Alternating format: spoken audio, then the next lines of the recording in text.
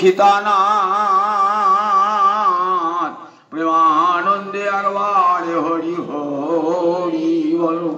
নিতাই গৌরী সীতানাথ প্রেমানন্দে একবারে হরি হরি বলো।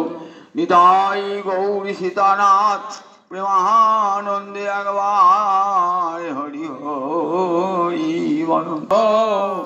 জয় রাধা দামোদর, জয় রাধা দামোদর, জয় রাধা দামোদর, জয় রাধা দামোদর, জয় রাধা দামোদর, জয় রাধা দামোদর, জয় রাধা দামোদর। জয় লক্ষ্মী নারায়ণ, জয় লক্ষ্মী নারায়ণ, জয় লক্ষ্মী নারায়ণ, জয় লক্ষ্মী নারায়ণ। বেত ভক্তবৃন্দের চরণ আমার কোটি কোটি দণ্ডবত প্রণিপাত। হরিদ্বারে ব্রহ্মকুণ্ডের তীরে আজন্ম মায়ামুক্ত ব্যাসনন্দন সুখদেব 7 দিন ব্যাপী হরিকথা পরিবেশন করছেন। আসন্ন মৃত্যু মহারাজ পরীক্ষিত শ্রবণ করছেন। মহারাজ শুনতে বলছেন, মুনিবর, ধৌতাত্মা পুরুষ কৃষ্ণ পাদমূলং ন মুঞ্চতি, মুক্ত সর্ব পরিক্লেশ পান্থ শরণং যথা। ধৌতাত্মা পুরুষ কৃষ্ণ পাদমূলং ন মুঞ্চতি। ধৌতাত্মা মানে যাদের মনটা ধুয়ে পরিষ্কার হয়ে গেছে, হরিকথা শুনতে শুনতে শুনতে মনের ময়লা সব দূর হয়ে যায়। হরিকথাকে কি বলা হয়েছে বলুন দেখিনি? মহাপ্রভু বলেছেন, চেত দর্পণ মার্জনম। উঠোনে যদি ধুলো জমে থাকে, ঝাঁটা দিয়ে সেই ধুলোকে দূর করতে হয়, তবে সেটি ভদ্রলোকের বসবার জায়গা হয়। ঠিক তেমনি আমাদের হৃদয়ে এক জন্মের নয়, কোটি কোটি জন্মের ময়লা আছে। ময়লা মানে বিষয় মালিন্য, বিষয় চিন্তা, কামনা, বাসনা, এগুলাই তো ময়লা। এগুলা দূর করবো হৃদয় প্রাঙ্গণে। এই যে ময়লা, সেই ময়লা দূর করব কি করে? বলে হরিকথা রূপ মার্জনীর দ্বারা। হরিকথা চেত দর্পণ মার্জন, হরিকথা হলো সে মার্জন। বলেন ওই চিত্ত প্রাঙ্গণের যত ময়লা, সব ময়লা ধুয়ে দেয় ধীরে ধীরে, তখন সে ধৌতাত্মা হয়ে যায়। ধৌতাত্মা হয়ে কি হয়? কৃষ্ণ গোবিন্দ চরণমূল হৃদয় মাঝে দেখতে পায়, ন মুঞ্চতি, আর সে ত্যাগ করতে পারে না। যখন মন পরিষ্কার হয়ে যায় না, তখন কৃষ্ণ চরণ ছেড়ে মন আর কোথাও যেতে চায় না। একটা উদাহরণ দিচ্ছেন, মুক্ত সর্ব পরিক্লেশ পান্থ শরণং যথা। পান্থ মানে পথিক। পথিক কোনো জায়গায় যাবে তো সেখানে একবার ট্রেনে, একবার বাসে, একবার নৌকায়, একবার টোটোয়, একবার রিস্কায় ঘুরতে ঘুরতে, একবার মোট পোটলা, সব পোটলা পুলিশ সব সঙ্গে আছে, বাচ্চা কাচ্চা স্ত্রী সব সঙ্গে আছে। এইবারে একবার নামছেন, আবার বাসে উঠছেন, আবার ট্রেনে উঠছেন, কত ক্লেশ বলুন দেখি। এইবার যখন ঘুরতে ঘুরতে ঘুরতে গন্তব্যস্থলে পৌঁছে গেল, তখন সে বলে, বাবা হাঁপছে ভালো, 60 রাস্তা কত কষ্ট করে এসেছি। এইবার তাকে যদি বলে ডাকুন, সে 7 টাকা সারা দেবে না, না আর কোথাও আমি যাবো না, সারাদিনের পথক্লান্তি হয়েছে। আমরা ঘুরছি কতজনই বলো দেখুন, 84 লক্ষ জনই ঘুরছি। এই পোটলা পুল্লি নিয়ে ঘুরছি, স্ত্রী পুত্র সঙ্গে নিয়ে সুতমিত রমণী সমাজে, এক জন্ম নয়, কত 84 লক্ষ জনই ঘুরছি একটার পর একটা। কি এ মানুষ পশু পাখি কুলে জনমে, অথবা কীট পতঙ্গে করম বিপাকে, গতাগতি পুনঃ পুনঃ মতিরহু তুয়া পর সঙ্গে। মিথিলার কবি, কবি সার্বভৌম, মিথিলা রাজা শিব সিংহের সভাকবি, জীবনের শেষ প্রান্তে এসে গোবিন্দের কাছে প্রার্থনা জানাচ্ছে যে, মাধব বহুত মিনতি করিত তিল তুলসী দিয়ায় এ দেহ সমর্পিনু দয়া জনু নাচর অভিময়। যখন তোমার চরণ পেয়েছি প্রভু, আর যেন আমাকে ছেড়ো না, দয়া ছেড়ো না। কর্ম বিপাকে গতাগতি, একবার এসেছি একবার গিয়েছি, একবার এসেছি একবার গিয়েছি, একবার মায়ের পেটে এসেছি আবার অন্য কোনো মায়ের পেটে জন্মেছি। এমনি করে কর্মবিপাকে কখনো মানুষ, কখনো পশু, কখনো দেবতা, কখনো পক্ষী, কখনো কীট পতঙ্গ, ৮৪ লক্ষ ঘুরতে ঘুরতে ঘুরতে ঘুরতে ঘুরতে ঘুরতে এসে ব্রহ্মাণ্ড ভমিতে ভমিতে কোনো ভাগ্যবান জীব গুরু কৃষ্ণ প্রসাদে বাহায় ভক্তিলতা। ঘুরতে ঘুরতে কোন এক জন্মে মহতির কৃপা লাভ হয়ে গেল। কৃষ্ণ ভক্তি বীজ আমার হৃদয়ে রোপণ করে দিলেন। তখন গোবিন্দ দর্শন করে কেমন হলো? পান্থ যেমন, পথিক যেমন সশরণং, নিজের বাড়িতে গিয়ে আনন্দ পায়। সব ভুললেন তো, ঘুরতে ঘুরতে যেখানে এখানে সেখানে বেড়াতে গেছে, কত দৃশ্য দেখছেন, কিন্তু নিজের বাড়িতে আনন্দ সেটা পান কোথাও পান? কোথাও পাবেন না। নিজের বাড়িতে আনন্দ পান্থ সশর। আমার নিজের বাড়ি কোনটা বলো দেখি? মন চলো, বিবেকানন্দের গান আছে, মন চলো নিজ নিকেতনে। কত ঘুরে বেড়াচ্ছি বিদেশি দেশে, বিদেশি বেশ পোশাকে ঘুরে ঘুরে বেড়াচ্ছি কত দেশ। এইবার চলো মন চলো নিজ নিকেতনে, চলো গোবিন্দ চরণই তো আমার নিজ নিকেতন। সেখানে যখন পৌঁছিয়ে যাব তখন সব ক্লেশ ধ্বংস হয়ে যায়, মুক্ত সর্ব পরিক্লেশ হয়। পরিক্লেশ মানে কি? কত প্রকার ক্লেশ, অবিদ্যা, অস্মিতা, রাগ, দ্বেষ, অভিনিবেশ, এগুলো পঞ্চক্লেশ বলেছে। আবার আধ্যাত্মিক, আদিদৈবিক, আদিভৌতিক কত দুঃখ তাপ, যতবার জন্মেছি জন্ম থেকে মৃত্যু পর্যন্ত কত ক্লেশ বলুন দেখি। সংসারের মায়ের পেটে কত যন্ত্রণা ভোগ করেছি, অসহায়। তারপর যতদিন শৈশবকাল ছিল তখনই পরাধীন হয়েছি, যৌবনে সংসার করলাম, সংসারে দুঃখ যন্ত্রণা ভোগ করতে হলো। আবার বার্ধক্য এলো, তখনও দেহের জরা পীড়া আক্রান্ত হলাম। আবার মৃত্যু যন্ত্রণায় বিছানায় পড়ে থাকলাম, মৃত্যু যন্ত্রণা ভোগ করলাম। আবার মায়ের পেটে জন্ম, এমনি করে কত ক্লেশ বলতে কি পরিক্লেশ। সংসারটা মানে হচ্ছে ক্লেশ। এখানে ক্লেশের জায়গা, এটা সুখের জায়গা নয়। দুঃখালয়ং, গীতায় ভগবান বলেন, দেখো এই সংসারটা সুখ করবার জায়গা না, সংসারটা দুঃখ ভোগের জন্যে, করফল ভোগের জন্যে সবাই এসেছে। এখানে কখনো মানুষ সুখ পায় না, এখানে কখনো মানুষ শান্তি পায় না। দুঃখের আলোয় থেকে যদি কেউ সুখের আশা করে সে তো ভ্রান্ত, কোনোদিনই পাবে না, সুখ পাবে না সেখানে এখানে। কারণ সংসার তো সুখের জায়গা নয়। গীতায় বলে দিয়েছেন দুঃখালয়ম অশাশ্বতম। আবার যদি বা সুখ থাকে অশাশ্বতম, কিছুদিনের জন্য সুখটা থাকলো, তারপরে দেখলে সব শেষ হয়ে গেল। তাহলে আমি চাই সেই শাশ্বত সুখ, সুখঙ্গে ভুয়াত, আমার সুখ হোক, এ তো আমার চিরকালের প্রার্থনা। সকালে উঠেই ঠাকুরের কাছে বিছানায় বসে বসে কি প্রার্থনা করি? দুঃখং মে মাভূত, আমার যে দুঃখ যেন আমাকে স্পর্শ না করে। সুখং মে ভুয়াত, আমার সুখ হোক ঠাকুর। ভদ্রং কর্ণেবি সিনোয়াম দেবা, ভদ্রং পশ্চিম অক্ষুবি যজত্রা। বেদের ঋষিগণ বলছে সকালে উঠে আমি কি প্রার্থনা করি? কানে যেন ভালো কথা শুনতে পায়, ভালো সংবাদ যেন কানে পায়, আবার চোখে যেন ভালো জিনিস দেখি। এটি সবার আমাদের প্রার্থনা। কিন্তু হয়তো না, প্রার্থনা করলেও হয়তো না, আমার কর্মফলে যেটা হবার সেটাই হবে। এই কর্মফল ধ্বংস হয় কখন? বললেন যতক্ষণ পর্যন্ত কর্মাণি ক্ষয়ন্তে, কখন বেদমাতা বলছেন তোমার কর্ম কখন ক্ষয় হবে? তস্মিন দৃষ্টি পরাবরে, ওই হৃদয় মন্দিরে যখন দেখবেন গোবিন্দ আমার আলো করে দাঁড়িয়ে আছেন, তখন সব কর্মফল ক্ষয় হয়ে যাবে। সব কর্ম বিদ্যতি হৃদয় গ্রন্থি ছিদ্যন্তি সর্বসংশয়া। গিট খুলে যাবে, হৃদয়ের ভিন্ন হয়ে যাবে। গিট খুলে মানে সংসার বন্ধন ছিন্ন হয়ে যাবে। স্ত্রী একটা বন্ধন, পুত্র একটা বন্ধন, নাতি একটা বন্ধন, মা একটা বন্ধন, পিতা একটা বন্ধন, সব তো গিট। এত গিট মহামায় দিয়েছে, গিট খোলে না কিছুদিন, এমন শক্ত গিট। 5 দিন বৃন্দাবন ঘুরে আসবো বললো, গিটটা সঙ্গে ছাড়ে না, সব থাকে। এই গিটটা খুলবে কেমন করে? বন্ধ ভিদ্যতে হৃদয় গ্রন্থি, এ নাম হৃদয় গ্রন্থি।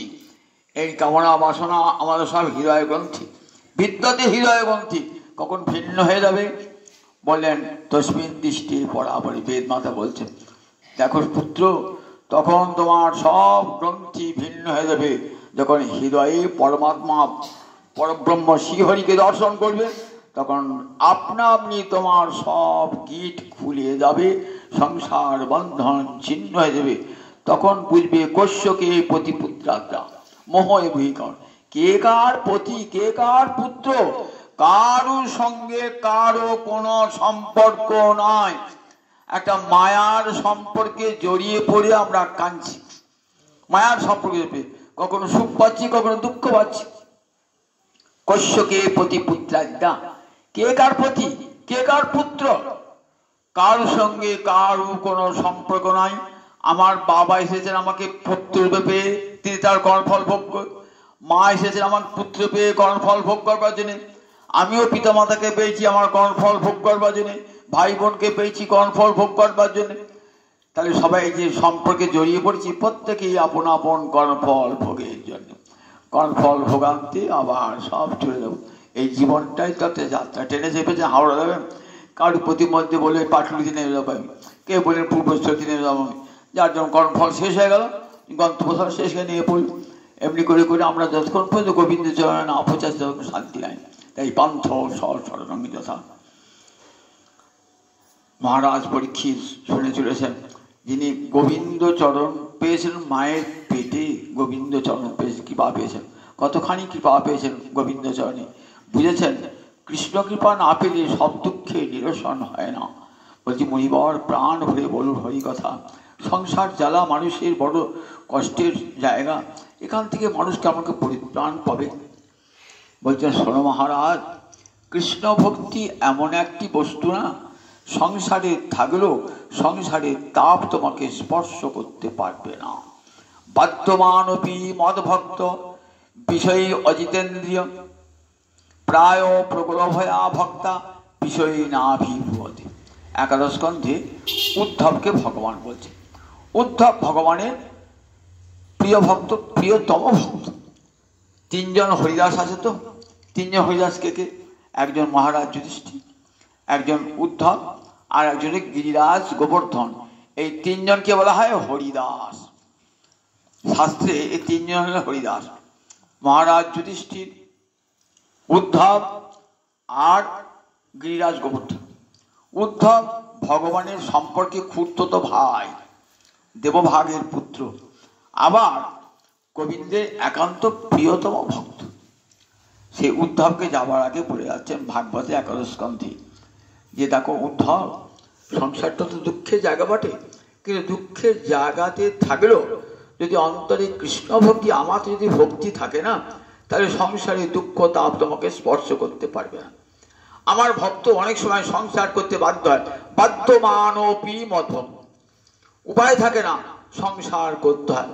বিশেষ আমার সৃষ্টি সংসার লীলা সেটাকে সাহায্য করবে যেন ভক্ত সংসারে প্রবেশ করে। বিষয় অজিতেন্দ্রীয় ভক্ত হয়তো ইন্দ্রিয় কামনা জয় করতে পারে না, না করুক, ক্ষতি নাই। অজিতেন্দ্রীয় হোক, কামনা বাসনা নেই থাকুক, ওই সংসারে থেকে হরিভজন করুক, সংসারে থেকে হরিভজন করুক। হরিভজন করতে করতে কি হবে? প্রগলভয়া ভক্তা, ভক্তি একটু একটু করে বৃদ্ধি প্রাপ্ত হবে। সংসারটাকে বৃন্দাবন বানিয়ে তুলুন, তাহলে দেখবেন পতি পুত্র পত্নী সব কন্যা সবাই আপনার কৃষ্ণ ভজনের সহায়ক হয়ে গেছে। আর যদি বাড়িতে কৃষ্ণ ভক্তি পরিবেশ না থাকে, সংসারটা কংসের কারাগার হয়ে যাবে, আর ওই সংসারই আবার সুখময় বৃন্দাবন হয়ে যাবে যদি সংসারে কৃষ্ণ ভজন প্রবেশ করে। তাই বলেন বিষয় না আমি বলতে, বিষয় থাকুক না, বিষয় তো থাকবেই, কিন্তু কৃষ্ণ ভক্তি এমনই বিষয় তাকে কোনোদিন পরাভূত করতে পারে না, অভিভূত করতে পারে না। প্রায় ভক্তির এমন শক্তি, সমস্ত বিঘ্ন নাশিনী ভক্তি এমন এক বস্তু সমস্ত বিঘ্নকে নাশ করে দেয়। ভক্তিকে চ্যুত হয়ে চলবে না। শত আপদ আসবে, বিপদ আসবে, ভক্তি মহারানী দেখেন ভক্তিটা দৃঢ় হয়েছে কিনা। পাড়া গায়ে দেখবেন ও চালা তৈরি করে না, পাড়া গায়ে লোক জানেন, সাবল দিয়ে এখানে গর্ত করে, গর্ত করে চারটা খুঁটি পুড়ে দেয়, এসব করে ইট বালি মাটি পুড়ে দেয়, দিয়ে নড়ি নড়ি দেখে শক্ত হয়েছে কিনা, দেখে খুব শক্ত হয়ে গেছে, তখন তার উপর চালটা ফেলে দেয়। ভক্তি মহারাজ একবার স্থূনা নিখন অন্যায় বলেন। ভক্তি মহারাজ দেখেন নানা রকম আপদ বিপদ দুঃখ দেন, দেখেন চিত্তটা আমাতে লগ্ন হয়েছে কিনা। ভজন করতে করতে করে বিঘ্ন এলো, আর আমরা ভজন করি না। ভক্তিমান পরীক্ষা করে দেখেন, শত বিঘ্ন তো যখন মন চঞ্চল হচ্ছে না, গোবিন্দ চরণ ছেড়ে কোথাও যাচ্ছে না, তখন জানবে খুঁটিটা শক্ত হয়েছে। তখন গোবিন্দের কৃপাটা নিন, ভক্তিটা দেখবেন তখন খাঁটি ভক্তি। জহুরির কাছে সোনা বিক্রি করতে গেলেন তো সঙ্গে সঙ্গে দাম দেবেন না, দাঁড়ান দেখি সোনাটা কত খাদ আছে, দেখি সোনাটা আসল কি করে কষ্টি পাতে ঘষে ঘষে ঘষে ঘষে দেখবে, দেখে বাবু বলে হ্যাঁ এই বাবু ওজন করে নিয়ে যান সোনাটা।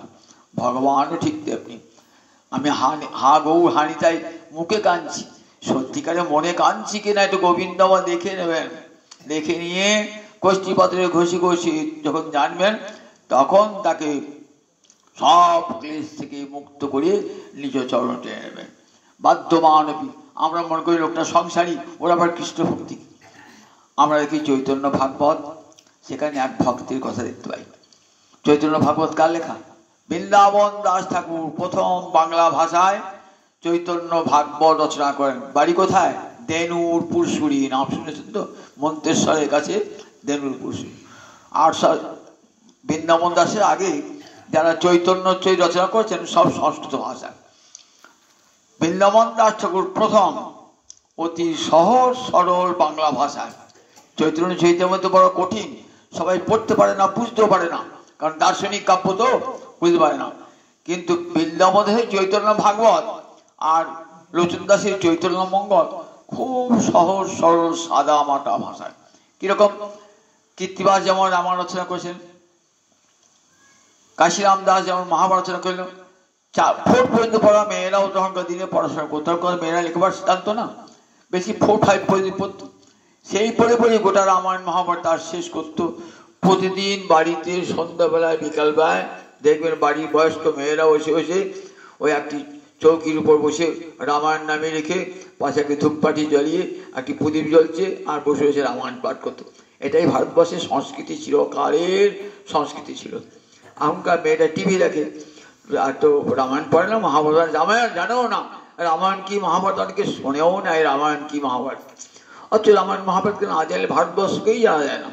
যে দেশে বাস করছি সেই দেশের মাটিতে যে রামায়ণ মহাভারত রয়েছে, তার রক্তে ধ্বনিতে শনিতে শনিতে ধমনীতে রয়েছে রামায়ণ মহাভারত। আকাশে বাতাসে সর্বত্র রামায়ণ মহাভারত। রামায়ণ মহাভারতকে না জানলে কোনোদিন ভারতবর্ষকে জানা যায় না। তা ভারতবর্ষের সংস্কৃতি ছিল এরকম। ঠিক তেমনি করে বৃন্দাবন দাস ঠাকুর গৌরলীলা খুব সহজ ভাষায় বাংলা ভাষায় লিখলেন, যাতে সবাই পড়তে। দেখবেন ঘরে ঘরে চৈতন্য ভাগবত পড়ুন, দেখবেন আমার কথা ঠিক কিনা। অতি সহজ সরল ভাষায়, সাদা মাটা ভাষায়, সামান্য লেখাপড়া শিখো, পড়তে পারবেন, বুঝতে পারবেন। সেখানে চৈতন্য ভাগবতে এক বিষয়ী ভক্তের কথা বর্ণনা করত। এই বিষয়ী ভক্তের নাম ছিল পুণ্ডরিক বিদ্যানিধি। কোথা বাড়ি ছিল? চট্টগ্রাম। এখন চট্টগ্রামটা কোথায়? বাংলাদেশে। বাংলাদেশে চট্টগ্রাম। সেই চট্টগ্রামে চক্রশালা ব্লকের জায়গা, সেখানকার জমিদার ছিলেন। তখন তো অবিভক্ত বাংলা, মহাপুরুষ হয় অবিভক্ত বাংলা। তখন তো বাংলা ভাগ হয় না, বাংলা স্বাধীনতা 1947 সালে ভাঙল। তখন বাংলা অখণ্ড বাংলা। সেই অখণ্ড বাংলার ওই জমিদার ছিলেন আমাদের চক্রশালা জমিদার পুণ্ডরিক বিদ্যানিধি। খুব বিষয়ী বৈভবশালী ব্যক্তি। জমিদার মানে বুঝতেন তখন জমিদার প্রায় রাজার সমান, আর জমিদাররা তখন সব সরকারি বাহাদুরি সাহায্য পেত। প্রচুর জমি জায়গা ধন সম্পদ ছিল নবদ্বীপে, এখানে সেখানে বাড়ি 5 জায়গায়। যেমন আপনি যেমন টাকা পয়সা ধনবান, 5 জায়গায় বাড়ি থেকে কলকাতায় একটা বাড়ি, দিল্লিতে একটা ফ্ল্যাট, বোম্বেতে একটা ফ্ল্যাট, কাটো একটা ফ্ল্যাট, সব জায়গায় থাকে। তখনকার দিনে জমিদারদের থাকতো সব জায়গায় বাড়ি থাকতো। নবদ্বীপ একটা বিশাল অট্টালিকা আছে, মাঝে মাঝে নবদ্বীপ আসতেন। তা মাঝে মাঝে নবদ্বীপ একবার নবদ্বীপ এসেছেন। নবদ্বীপ এসেছেন পরম বৈষ্ণব, কিন্তু পুণ্ডরিক বিদ্যানিধি কি ছিলেন? কৃষ্ণলীলা। কৃষ্ণলীলায় ছিলেন রাধারানীর পিতা বিষভানু রাজা। যারা কৃষ্ণলীলায় ছিলেন তাই তো আবার গৌলীলায় এসেছেন, যারা কৃষ্ণলীলায় ছিলেন তারা আবার গৌরাঙ্গ লীলায় এসেছেন। বিষভানু রাজা তিনি এসেছেন পুণ্ডরিক বিদ্যানিধি হয়ে, বড় বিষয়, কিন্তু হৃদয়টা কৃষ্ণ প্রেমে ভরা। তাই মহাপ্রভু কি বলতেন, বিদ্যানিধি নয়, ও প্রেমনিধি।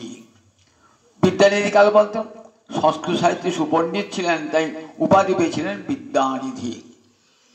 আর মহাপ্রভু বলতেন বিদ্যানিধি নয়, প্রেমনিধি। বিশ্বভানু রাজা যেমন প্রেমনিধি, বলি প্রেমের অবতার রাধানীকে কন্যা রূপে পেয়েছিলেন, তেমনি পুণ্ডরিক বিদ্যানিধি নয়, প্রেমনিধি। মাঝে মাঝে নবদ্বীপ আসতেন, নবদ্বীপে এসেছেন। তখন একদিন ওই সিয়াট ওইখানকার লোক ছিলেন, আমাদের ওই চট্টগ্রামের লোক ছিলেন মুকুন্দ আর বাসুদেব, দু ভাই। মুকুন্দ মহাপ্রভুকে কীর্তন শোনাতেন। সেই মুকুন্দ একদিন গদাধর পণ্ডিত, গদাধর পণ্ডিতকে পঞ্চতত্ত্বের একটি, পঞ্চতত্ত্বাত্মকং কৃষ্ণং ভক্ত রূপ সর্বক ভক্তাবতারং ভক্তাক্ষং নমামি ভক্ত শক্তিকম। এই 5 গুণ পঞ্চতত্ত্বকে আমরা বন্দনা করি। পঞ্চতত্ত্বাত্মকং কৃষ্ণ 5টি তত্ত্বের, ভক্ত রূপম স্বয়ং গোবিন্দ ভক্তরূপে এসেছেন। আসল ভক্তিটিকে নিত্যানন্দ গৌরহরি ভক্তরূপে এসেছেন, আর আসল ভক্তের স্বরূপটি নিত্যানন্দ। ভক্তের অবতারকে অদ্বৈত প্রভু ভক্তের অবতার। আর গদাধর হলেন ভক্ত শক্তি, শিবাস হলেন ভক্ত, গদাধর ভক্ত শক্তি। অর্থাৎ রাধারানী তার এক অংশে গদাধর পণ্ডিত হয়ে এসেছেন, রাধারানীর একটা অংশ গদাধর রূপে এসেছেন। সেই জন্য গদাধর সবসময় মহাপ্রভু বামে থাকতেন, বামেতে। দেখবেন পঞ্চতত্ত্বের ফটো দেখেছেন তো, গদাধর কোন দিকে আছেন? বাম দিকে গদাধর আছেন। শক্তি কোন দিকে থাকে? শক্তি মানের বামে থাকে শক্তি। তাই গদাধর পণ্ডিত বামে আছেন। এই গদাধর পণ্ডিত পঞ্চতত্ত্বের পঞ্চতত্ত্বের একটা তত্ত্ব তো। তা গদাধরের সঙ্গে মুকুন্দের খুব ভাব। মুকুন্দ একদিন বললেন, গদাধর এক কাজ করবে, নবদ্বীপে এক পরম বৈষ্ণব এসে দেখতে যাবে। যখন এসেছেন পুণ্ডরিক বিদ্যানিধি সব কত ছড়িয়ে পড়ে সংবাদটা, বলে হ্যাঁ বৈষ্ণব দর্শন করো। বৈষ্ণব দর্শন তো মহাভাগ্যের কথা, বৈষ্ণব দর্শন হলে তার কৃপা লাভ হবে। চলো গেলেন, দেখলেন বাবা বিশাল বাড়ি নবদ্বীপে। ঢুকলেন বিরাট রাজবাড়ির মতন রাজবাড়ি, বিরাট সিংহদ্বার পেরিয়ে অনেকগুলি কক্ষ পেরিয়ে একটি ঘরে ঢুকলেন। দেখলেন দামি পালঙ্কের উপর বসে আছেন, দেখতে একবারে যেমন সাক্ষাৎ মদন, এত রূপ, সুন্দর পোশাক, দামি দামি পোশাক, অঙ্গে আবার অলঙ্কার, সামনে পানের বাটা নামানো আছে, উপর থালার উপরে পানের বাটা, আবার কত দাস দাসী সেবা করছে, আর দেহটা প্রসাধনে সজ্জিত। গদাধর ভাবছেন মুকুন্দ তো আচ্ছা বৈষ্ণব দেখা যায়। বৈষ্ণব মানে কি জানি আমরা, ছেঁড়া কাঁথা নেড়া মাথা কাঁধে বহিবার, এই বৈষ্ণব? বাবরে, দামি খাটের উপর বসে আছে, আবার কি পোশাক, কত দামি পোশাক, অঙ্গে কত অলঙ্কার, আবার কত দাস দাসী তখনকার দিনে পাখা করছে, আবার উপর পাত্রে পানের বাটা। অবাক হয়ে গেছেন, বাড়িঘর দেখছেন, বলছেন কেউ বৈষ্ণব? মুকুন্দ তুমি বৈষ্ণবী ছিল না? বৈষ্ণবী ছিলেন না মনে মনে ভাবছেন। এমন জায়গায় দিনটা মানে মাটি হয়ে গেল। বৈষ্ণব দর্শন বিষয়ী দর্শন, বিষয় দর্শন বৈষ্ণব দর্শন। মুকুন্দ বুঝতে পেরেছেন, মনে ভাবছি যে গদাধর যেন মুখটা ফিরে আছে, বিরক্ত বিরক্ত ভাব। জানে না গদাধর এই পুণ্ডরিক বিদ্যানিধির হৃদয়ে কতখানি প্রেম আছে। রাজা হয়েও হরিভক্তি যায় না। কার? প্রহ্লাদ গেছিল, প্রহ্লাদ তো রাজা হয়েছেন, প্রহ্লাদ তো রাজা হয়েছেন, অনন্ত ঐশ্বর্য অধিকারী। আমাকে রাজ্য দিও না, তা বলে না, তোমাকে রাজ্য পেতে হবে। যদি কৃষ্ণ ভক্ত রাজা হয়, প্রজাদের মঙ্গল হয়ে কল্যাণ হয়। গোবিন্দের আদেশে প্রহ্লাদ রাজা হয়েছিলেন। রাজা হয়েও মন কি কখনো তার রাজ ঐশ্বর্য ছিল? ছিল না। বর চাও আমার কাছে। প্রহ্লাদকে বলছেন নৃসিংহদেব, বলছেন কি বর দেবে ঠাকুর? দেখো তোমার পিতার মতো অনন্ত ঐশ্বর্য দেবো না, না তোমাকে ইন্দ্রপদ দেবো, ব্রহ্মপদ দেবো, আমিও সব চাই না। আমাকে আমার ঐশ্বর্যের লোভ দেখিও না। তাহলে কিছুই বর নেবে না? হ্যাঁ, একটা বর নেবো। কি বর নেবো? যা প্রীতি অবিবেকিনাং বিষয়েষু অনপায়নি তামনু শরত সামে হৃদয়াৎ না প্রসর্পতু। যা প্রীতি, যে ভালোবাসা, অবিবেকিনাং, অবিবেকী ব্যক্তির বিষয়ে যে ভালোবাসা। অবিবেকী ব্যক্তি কাকে বলে? যারা টাকা পয়সা ঘর বাড়ির ধন দৌলতকে জীবনের সর্বস্ব বলে মনে করে, যাদের কাছে হরিভক্তি হরিভজন ধর্ম কর্ম তুচ্ছ। টাকা পয়সা উপভোগ করো, ভোগ করো, সংসার করো, ঋণঙ্কৃত ঘৃতং পিবেদ যাবজ্জীবেদ সুখং জীবেদ। চারবাক দর্শন ছিল। আমাদের সেই চারবাক বলে একটা ঋষি ছিল, নাস্তিক। বলতে ঠাকুর দেবতা আবার কি, আবার আত্মা পরমাত্মা বলে কি? কিছুই নাই, মরে গেলে ভস্য হয়ে যায়, সে আসে না। শুধু যতদিন বাঁচবে ভালো করে খাও দাও, নাচো গাও, আনন্দ করো, ঋণঙ্কৃত ঘৃতং। একে বলতে চারবাক। এই চারবাক দর্শনের লোক তো যেমন দুর্যোধন ছিলেন ওই চারবাকের বন্ধু। তার অনেক অধিকাংশ মানুষই ওই ভোগ বোঝায়। অবিবেকী ব্যক্তি তারা বলে ঠাকুর দেবতা ভোজি কি হবে, ভাগবত শুনি কি হবে, মালদাপুরি কি হবে, খাও দাও ভোগ করো।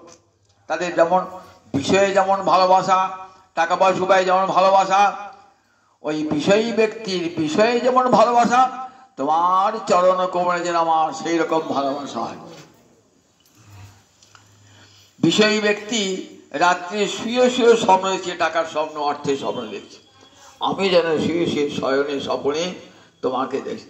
আমার শয়নে গৌর, স্বপনে গৌর, আমার গৌর নয়ন তারা।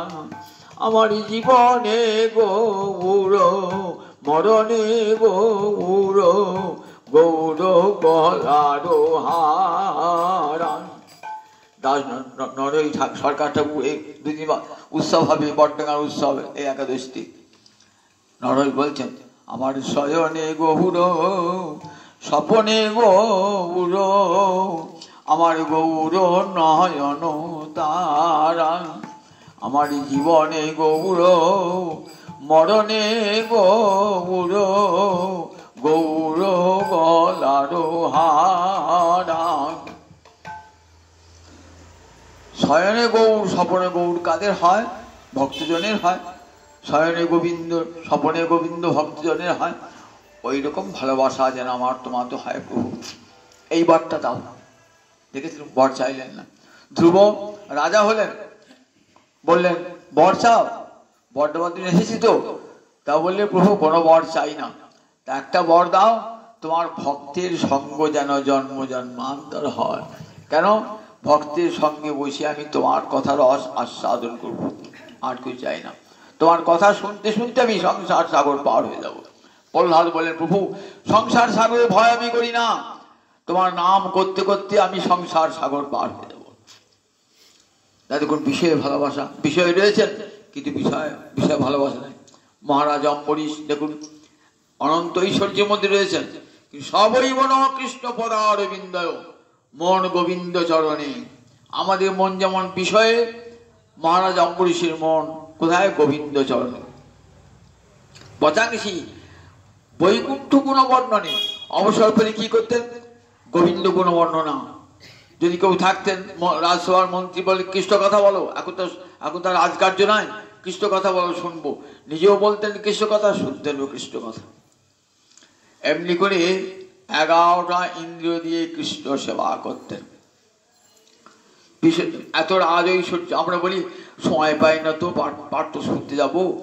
সংসার সব কাজে সময় হয়, একটু পাঠ শুনতে আসার সময় নিজেও করি না, তুই শুনবো কানে, সেটাও সোজা বলে সংসারে এত কাজ। আচ্ছা মহারাজ অম্বরীশের মতন কাজ আমাদের? আমরা ছোট্ট সংসার, 3 জন 4 জন লোকের সংসার, আর গোটা ভারতবর্ষে এতগুলো প্রজার কত অভাব অভিযোগ, সারা দিন রাত শুনতেছে। তার মাঝেই মহারাজ অম্বরীশ হরিকথার সভা বসাতেন, শুনতেন, পণ্ডিতগণের কাছে শুনতেন, আবার নিজেও আলোচনা করতেন। তাহলে দেখুন, যদি ইচ্ছা থাকে গোবিন্দের প্রীতি থাকে তাহলে ভালোই লাগে, আর নইলে হরি কথায় বিরক্তি আসবে। তা বলছেন দেখো, ওই বিষয় হলেই যে হরিভজনহীন তা মনে করো না। এত ঐশ্বর্য, মহাপ্রভু গণে অনেক ভক্ত ছিলেন ধর্মমান, অনেক ভক্ত, যেমন শিবানন্দ সেন, কাঁচরাপাড়ার শিবানন্দ সেন খুব ধর্মবান ব্যক্তি ছিলেন। মহাপ্রভু আদেশ করেছিলেন, দেখো তোমার ধন আছে, সেগুলো সব ভগবত সেবায় লাগাবে। যারা পুরী যাবে প্রতি বৎসর, তাদের যাওয়ার জন্য পথশুল্ক দিতে হতো, তখনকার দিনে পথশুল্ক দিতে হতো। আপনি যেমন টোল ট্যাক্স দিতে হয় না, তখন কিন্তু পথশুল্ক, সেই পথশুল্ক তুমি সব মিটিয়ে দেবে। আবার পুরীতে থাকা খাওয়ার যে খরচা, সে বাসা করা সব তুমি করতো। মহাপ্রভু আদেশ নিয়ে প্রতি বৎসর তাই করতেন শিবানন্দ সেন, সূর্যদাস সরখেল, এরা সব ধনী ব্যক্তি ছিল। মহাপ্রভু আদেশে সব এরা ওই ব্যয় করতেন ভগবত সেবাতে। ঠিক চক্রশালা জমিদার এই পুণ্ডরিক বিদ্যানিধি এইরকম একজন ভক্ত। রাধারানীর পিতা বিষভানু রাজা, তিনি এসেছেন আজ পুণ্ডরিক বিদ্যানিধি হয়ে বসে আছেন। দেখে গদাধরের মনে একটা বিরক্তি এসেছে। তখন বুঝতে পেরেছেন মুকুন্দ ভাবলেন গদাধরের ভুল ধারণাটা ভাঙতে হবে, সত্যিকারে যে বৈষ্ণব দেখাতে হবে। তখন ভাগবতী একটি শ্লোক উচ্চারণ করলেন। এই শ্লোকটি বিদুর করেছেন, উদ্ধব করেছেন বিদুরের কাছে। উদ্ধব ঘুরতে ঘুরতে ঘুরতে ঘুরতে এসেছেন তীর্থক্ষেত্রে, সেখানে বিদুরের সঙ্গে দেখা। বিদুর পরম কৃষ্ণভক্ত, উদ্ধব কৃষ্ণভক্ত, দুজন দেখা হয়েছিল।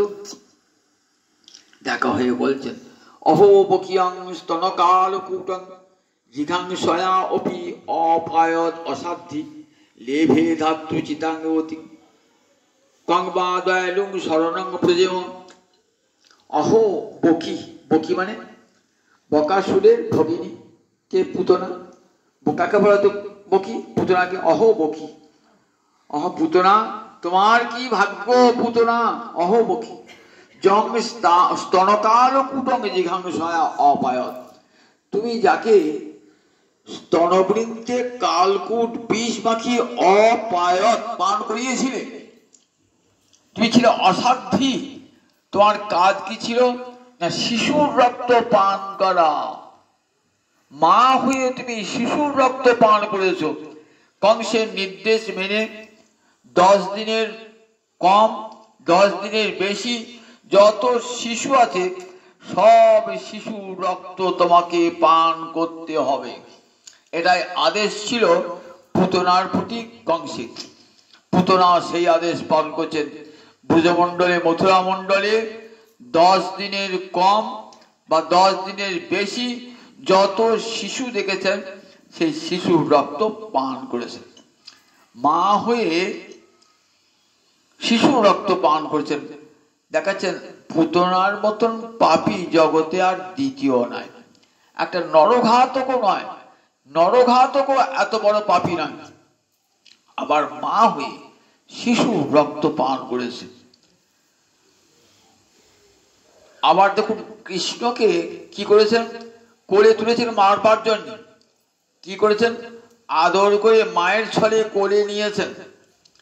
কোলে নিয়ে স্তনবৃন্তে কালকূট বিষ, ঠোঁটে গেলেই মৃত্যু, খেতেও হবে না, ঠোঁটে গেলে নাকে নিঃশ্বাসের সঙ্গে যদি সেই বিষের গন্ধ চলে যায় মৃত্যু হয়ে যাবে।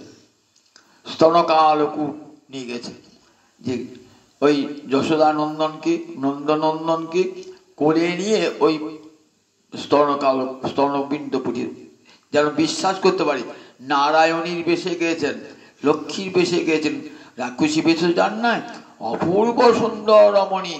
সবাই ভাবছেন কৃষ্ণ এসেছেন, তো তাই বৈকুণ্ঠেশ্বরী বৈকুণ্ঠ থেকে নেমে এসেছেন, তাই সবাই সম্ভ্রমের সঙ্গে সরে গিয়েছেন। দেখছেন মা যশোদা মনে ভাবছেন লক্ষ্মী যদি আমার সন্তানকে একবার কোলে নেয় তাহলে আমার সন্তানের দীর্ঘ জীবন লাভ হবে, মনে ভাবছেন। পুতনা এত বুঝতে পারেন নাই, কোলে করে যে নিয়েছেন না, গোবিন্দ চোখটা মুদ্রিত করেছেন। ছোট্ট শিশু তো, অচেনা লোক দিলে কি চোখটা মুদ্রিত করে। এই দুটি চোখ যে মুদ্রিত করলেন না, তার কত ব্যাখ্যা দিয়েছেন গোস্বামী পাদুগণ। তারা সব তো ভুজের মঞ্জরি, তারা ব্যাখ্যা করে কেমন সুন্দর। দেখো চোখ মুদ্রিত করলো কেন? মনে মনে ভাবছেন যে ও তো বৈষ্ণব বিদ্বেষী, বিষ্ণু বিদ্বেষী, বৈষ্ণব বিদ্বেষী। শাস্ত্রে কি বলেছেন? ভগবত বিমুখ জন তার মুখ দেখো না। যে কৃষ্ণ বিদ্বেষী, কৃষ্ণ ভক্ত বিদ্বেষী, তার মুখ কখনো দেখো না।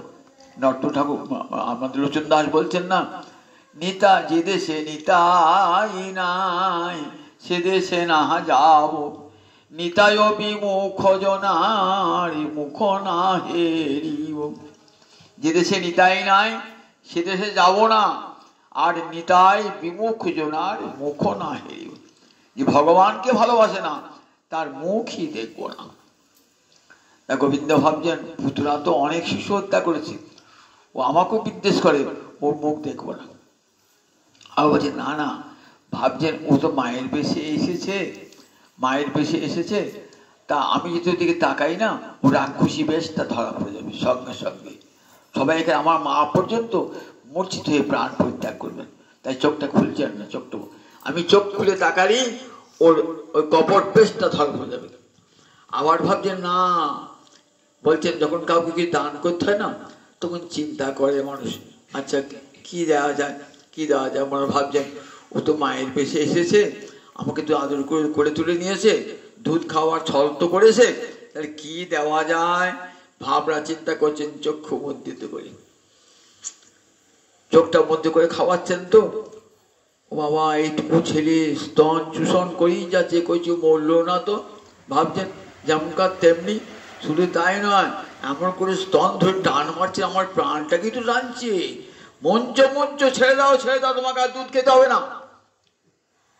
পুতনা বলছে, কৃষ্ণ বলছেন ছাড়বো কেন? তুমি যখন করে নিয়েছো মায়ের মতন, তোমাকে ছাড়তে পারি? তোমার সব পাপ আমি আজ হরণ করে নেব, তোমার প্রাণ হরণ করব। সেই সঙ্গে পুতনার দুরিত চৌর, তোমার দেখো আমি চোর, আমি চুরি করতে পারি, তোমার পাপ চুরি করবো, প্রাণ চুরি করব, সেই সঙ্গে তোমার পাপও চুরি করে নেব। কৃষ্ণ তোমার হই যদি বলে একবার, ভববন্ধ হইতে কৃষ্ণ তারে করেন পার। ওই যে কৃষ্ণকে করে নিয়েছেন না, ভববন্ধন থেকে পার হয়ে যাবে। সত্যতা করলেও মুক্তি হয়ে যায়, ভগবানের নিন্দা করলেও তো মুক্তি হয়ে যায়। আগে দিয়ে শুনেছি আপনি শিশুপাল নিন্দা করলেন না, আর করে নিয়েছেন ভগবানকে, মুক্তি হবে না? গোবিন্দ অঙ্গ পেয়েছেন, হবে না? পুতনার মুক্তি হয়ে গেল। কোথায়? ধাত্রীগতি, লেভে ধাত্রীচিতাঙ্গতি।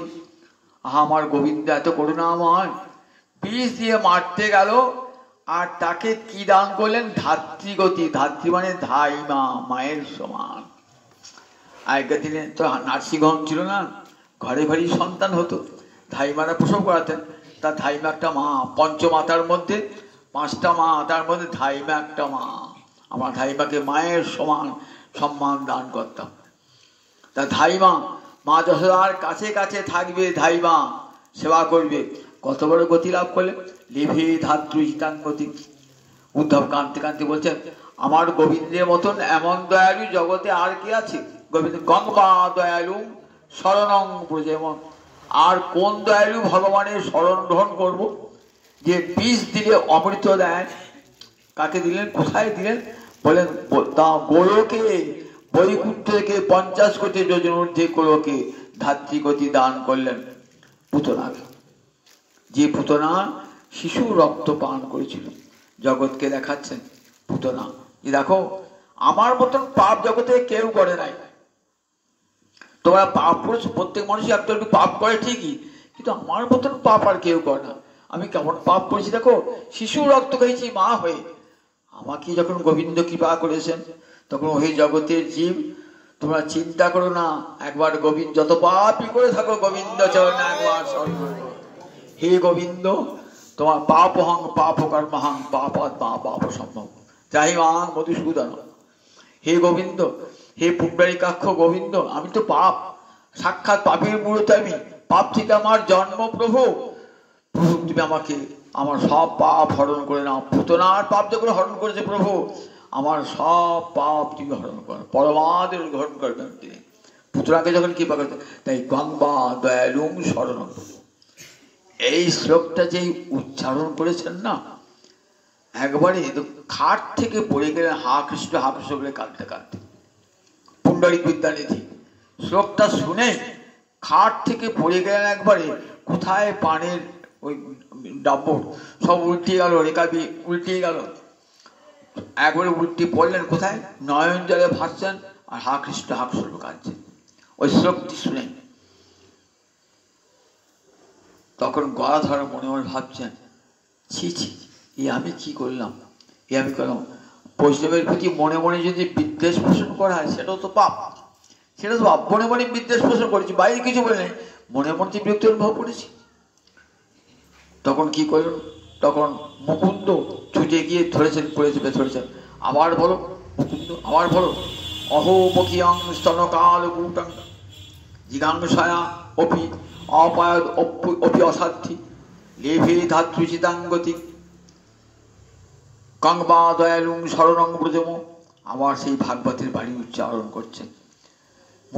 একবার মূর্ছাগত হয়েছে, অনেক পরে জ্ঞান মাথায় জল দিয়ে অনেকক্ষণ পরে পাকা করে আবার ধীরে ধীরে জ্ঞান ফিরে এলেন,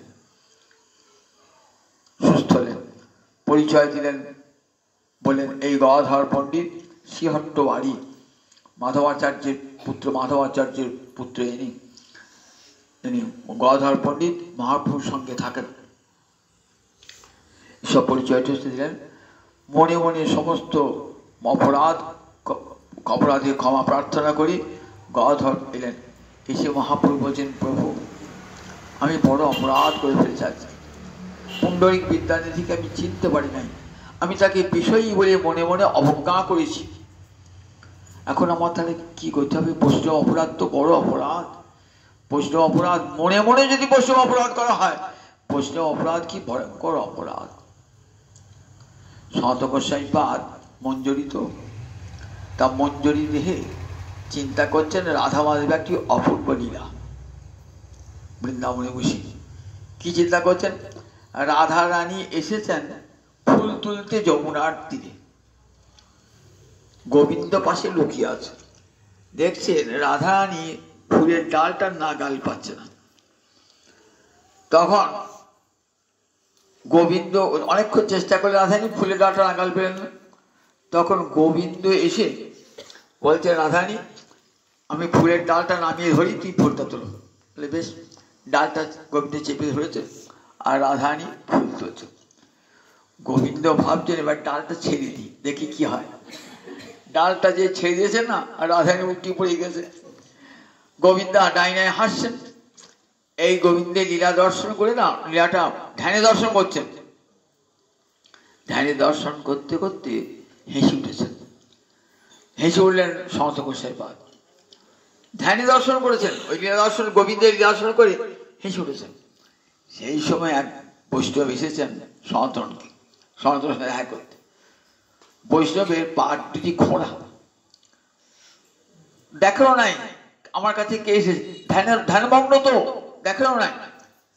হাসি ফুলে ভাবলেন, বৈষ্ণব ভাবলেন আমার পা দুটো খোঁড়া তো, বিকলাঙ্গ তো, সেই জন্য বোধ হয় আমাকে একটু অবজ্ঞা করলেন। ক্ষুণ্ণ মনে ফিরে গেলেন। সনাতন জানতে পারলেন না কখন খোঁড়া বৈষ্ণব এসেছিলেন, কখন চলে গেলেন, জানতেই পারলেন না। অথচ দেখছেন আর লীলা স্মরণ করতে লীলা স্মরণ হয় না। রূপ গোস্বামীকে বলছেন, ভাই আমার কি তার লীলা স্মরণ হয় না কেন বলুন দেখি। বলেন, দাদা তোমার নিশ্চয় বৈষ্ণব অপরাধ হয়েছে। এই বৈষ্ণব অপরাধ বলে, আমি তো সজ্ঞানে কোনো বৈষ্ণবের কাছে অপরাধ করি নাই। তবে অজ্ঞান হয়েছে কিনা তাও তো জানি না, সজ্ঞানে করি নাই। তাহলে উপায়টা কি? বৈষ্ণব অপরাধ হলে যে বৈষ্ণব তার কাছে গিয়েই ক্ষমা চাইতে হয়। আর যদি সে বৈষ্ণব না থাকেন তখন নামের কাছে ক্ষমা চাইতে হয়, হরিনামের কাছে ক্ষমা চাইতে হয়। যদি বৈষ্ণব প্রাপ্তি ঘটে যায় তোকে আমি কি করবো? তোকে হরিনামে আশ্রয় গ্রহণ করে বলতে অমুক বৈষ্ণবের কাছে আমার অপরাধ ক্ষমা করো না। তবে দাদা তুমি বৃন্দাবনের ভান্ডারা দাও, সেবা দাও, বৈষ্ণব সেবা দাও, সব বৈষ্ণবকে নিমন্ত্রণ করেছে, সমস্ত বৈষ্ণবকে নিমন্ত্রণ করে। যে আসবেন না জানবে তার কাছে তোমার অপরাধ। ভান্ডার দিলেন, সব বৈষ্ণবদের আমন্ত্রণ জানালেন।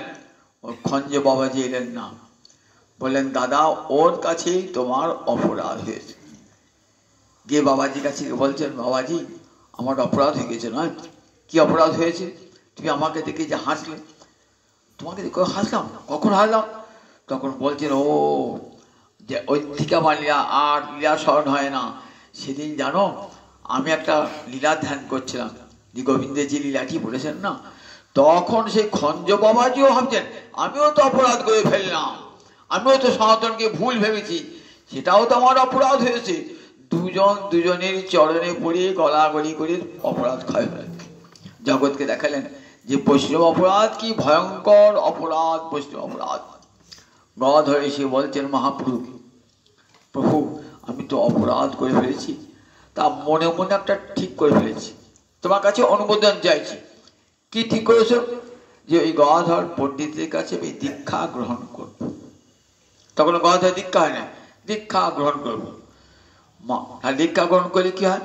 গুরুদেব শিষ্যের সব অপরাধ ক্ষমা করেন। উনি তো আমার পিতা হয়ে যাবেন, তোমার আমার সব অপরাধ ক্ষমা করবে। বল বাহ, উত্তম প্রস্তাব। মহাপ্রভু জানেন রাধা রানী মন্ত্র কার কাছে নেবে? গহত তো রাধা নিজ পিতার কাছে তো নেবেন। পিতা ওই পুণ্ডরিক বিদ্যা নিয়ে তো পিতা, আগের জন্মে বিষাণু রাজা। মহাপ্রভু জানেন খুব ভালো প্রস্তাব। যথাসময়ে জানালেন যে প্রভু আমি তোমার কাছে তোমার চরণে আশ্রয় গ্রহণ করতে চাই। বিষাণু রাজা তো মন্ত্র দেবেনি, দীক্ষা দান করলেন যথাসময়ে, শুভ দিনে শুভ লগ্নে গদাধর পণ্ডিতকে দীক্ষা দান করলেন। সমস্ত অপরাধ ক্ষয়। এইবার গদাধর, এইবার পুণ্ডরিক বিদ্যানিধি মহাপ্রভুর দর্শনে এসেছেন রাত্রিবেলাতে। দর্শন করে সঙ্গে সঙ্গে মহাপ্রভুর চরণে পড়েছেন বাপ বাপ বলে। স্বয়ং মহাপুত্র রাধারানীর অবতার, রাধা কৃষ্ণ মিলিত বিগ্রহ, তখন বাপ বাপ বলে পড়েছেন পুণ্ডরিক বিদ্যানিধির চরণে। পুণ্ডরিক জড়িয়ে ধরেছেন, মহাপ্রভুকে ধরেছেন। দুজনে কত গলাগলি, কত অশ্রু বিসর্জন। চলে গেলেন পুণ্ডরিক বিদ্যানিধি। এই পুণ্ডরিক বিদ্যানিধি গঙ্গা দর্শন করতেন রাত্রে, দিনের বেলায় গঙ্গা দর্শন করতেন না। কেন? গঙ্গা গোবিন্দের চরণধৌত জল, গোবিন্দের করুণায় ওই চরণধৌত জল রূপে এসেছেন এই ত্রিভুবনকে পবিত্র করবার জন্যে। স্বর্গে একটা তার ধারা, তার নাম মন্দাকিনী, মর্তে একটা ধারা ভাগীরথী, আর পাতালে একটা ধারা ভগবতী। তাই গঙ্গা একটা নাম ত্রিপথগামিনী। সেই গোবিন্দের করুণা তিন ধারায় প্রবাহিত। সেই গঙ্গা জলে কাপড় কাছে থুতু ফেলে, বর্জ্য পদার্থ ফেলে। এই জন্য গঙ্গা দর্শন করতেন না দিনের বেলা, রাতের বেলায় গঙ্গা দর্শন করতেন, গঙ্গাকে প্রণাম জানতেন।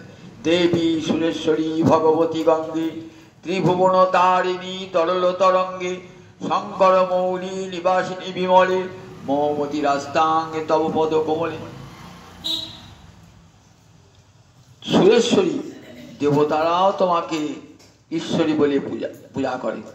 দেবী ভগবতী, তুমি সাক্ষাৎ ভগবানের শক্তি, তাই ভগবতী গঙ্গে। তুমি ত্রিভুবনকে পবিত্র করো, ত্রিভুবনকে তুমি কলি কলুষণ আসেনি। শঙ্কর মৌলি, শঙ্কর কি করেছেন? ওই গোবিন্দের চরণধৌত জল মাথায় ধরেছেন। গঙ্গা যাহার পদ জল হরশিরে ধরে, গঙ্গা যার পদ জল হরশিরে ধরে। মহাদেব সেই গঙ্গা জল মাথায় ধরেছেন পবিত্র হবেন বলে। এমনি করে গঙ্গাকে বন্দনা করতেন রাত্রিবেলায়, গঙ্গার তীরে বসে গঙ্গাকে বন্দনা করতেন। রাতের বেলায় গঙ্গাকে বন্দন করতেন, দিনের বেলায় দিতেন না। এই পুণ্ডরিক বিদ্যানিধি পুরী ধামে তখন গারস্থ লীলায় নবদ্বীপে দেখা, আবার যখন মহাপ্রভু নীলাচলে না, তখন নীলাচলে এসেছেন একবার। কারণ গদাধর পণ্ডিত এই সময় তার কি হয়, তার মন্ত্র, গুরু মন্ত্র যদি অপরকে বলে ফেলা হয় না, তাহলে কি হয় না, সেই মন্ত্র আর ফলদান করে না।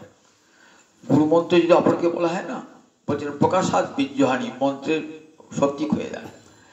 তা গদাধর পণ্ডিত ওই মন্ত্র অপর কাউকে বলে ফেলেছিলেন, যার ফলে তার মন্ত্রের শক্তি ক্ষয় হয়ে গেছে। তখন বলছে প্রভু গো, তুই ফের আমাকে মন্ত্র দিয়ে দাও। বলে তা হয় না, তোমার গুরুদেব আছেন, সেই গুরুদেবের কাছেই মন্ত্র। ঠিকই দেখুন মহাপ্রভু আকর্ষণ করেছেন, পুরী ধামে এসেছেন। পুরী ধামে এসে আবার গদাধর পণ্ডিতকে পুনরায় দীক্ষা দান করলেন, পুরস্কার করিয়ে আবার দীক্ষা দান করলেন। এবার থাকেন কোথায়? স্বরূপ দামোদর মহাপ্রকাশ থাকতেন। তো স্বরূপ দামোদর ছিলেন গদাধর ওই পুণ্ডরীক বিদ্যানিধির বন্ধু। একদিন অজ্ঞান মাসে অরুণ ষষ্ঠী হয়। এই অরুণ ষষ্ঠীর দিনে কি হয়? জগন্নাথকে নূতন কাপড় পরানো হয়। অরুণ ষষ্ঠীর দিন নূতন কাপড়টা মাড়ের চুবিয়ে সেই কাপড় জগন্নাথকে পরানো হয়, মাড় দিয়ে পরিষ্কার করে, তারপর রোদে শুকিয়ে। ভাবছেন মার দেওয়া কাপড় পরায় জগন্নাথকে, এরা আচার বিষয় কিছুই মানে না। এই উড়িয়াগুলো আচার বিষয় কিছুই মানে না, মনে বলছেন ইয়েকে সর্বদামোদরকে। দেখেছো, এতে কোনো আচার, মার দেওয়া কাপড় জলে না ধুয়ে এই মার দেওয়া কাপড় জগন্নাথকে পরাচ্ছে। সর্বদানন্দ বলছে দেখুন এদেশে এখানকার এটাই রীতি। তবে জগন্নাথের ক্ষেত্রে কোনো ব্যাজ বিচার নাই, বলে জগন্নাথের ক্ষেত্রে নাই, কিন্তু জগন্নাথ সেবক যারা ওরা তো মার দেওয়া কাপড় পরেছে, এই বলে হাসাহাসি করছেন। রাত্রেবেলাতে দেখছেন শুয়ে আছেন আর এক পৃথকাত্মিক ঘরে, দেখছেন জগন্নাথ আর বলরাম এসেছে, কৃষ্ণ আর বলরাম এসেছে। এসে বলছে তুই বিচার করবার কে রে? পুরী ধামে তুই বিচার করবার কে? দেখো আমার সেবকের আচার নাই, বিচার নাই, বিচার করবার তোর কে? বলে দুই ভাই গালে এমন করে চাপড় মারছেন না, বেরো এখান থেকে, পুরী ধাম থেকে বেরো বলে দুই গালে চাপড় মারছে, আমার করে না গাল ফুটে উঠেছে। সকালবেলাতে সর্বদামোদর দেখতে গেছেন, দেখছেন দুটো গাল ফোলা। বললেন কি হলো গো, গাল দুটো ফোলা কেন? তারপরে সারা রাত কৃষ্ণ আর বলরাম আমাকে চড় মেরেছে। বললেন পুরী ধামে এসে জগন্নাথের বিচার, জগন্নাথের সেবকের বিচার তো স্পর্ধা, জানিয়ে না পুরী ধামের সেবা আর পৃথক।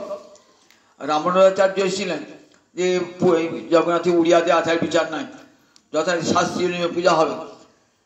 গরুর এসে একবার কি করছেন, একবার রামানুজাচার্যকে ওই পুরী থেকে তুলে একবার 100 মাইল দূরে নামিয়ে দিয়েছিলেন, যাও তোমার নিয়মকরণ এখানে পুরীতে চলবে না, পুরীর নিজস্ব জগন্নাথের নিয়মকরণ আছে। তখন বুঝলেন পণ্ডিত সার্বভৌম এবং মহাপ্রভু বললেন দেখো বিদ্যানিধি, তুমি তো প্রেম নিধি, দেখো জগন্নাথের যে সেবা সেটা এখানকার নিয়মে হয়, তুমি শাস্ত্রীয় আচার বিচার এখানে খুঁজে পাবে না।